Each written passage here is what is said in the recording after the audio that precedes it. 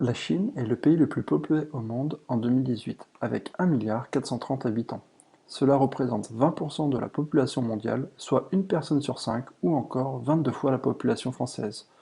Une autre statistique impressionnante, un Chinois naît toutes les 2 secondes, ce qui signifie que 10 Chinois sont nés depuis que j'ai commencé cette rubrique.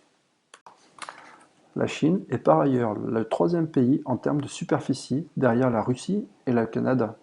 Pendant des siècles, la Chine a été une civilisation dominante dans le monde.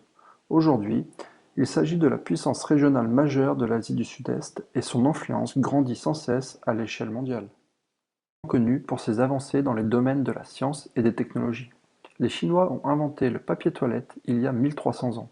Seul l'empereur y avait le droit, cela étant dit. Ils ont aussi inventé le cerf-volant il y a 3000 ans, ainsi que les premiers instruments de mesure sismique. Les Chinois sont avant tout connus pour 4 grandes inventions: le papier, la boussole, la poudre à canon et l'impression. Ces technologies sont aujourd'hui grandement utilisées non seulement en Asie, mais partout dans le monde, et elles ont aidé à définir notre monde moderne. La Chine est considérée comme la civilisation au plus long règne continu. Certains historiens datent l'aube de la civilisation chinoise à 6000 ans avant Jésus-Christ. Il s'agit aussi du système écrit le plus longtemps utilisé.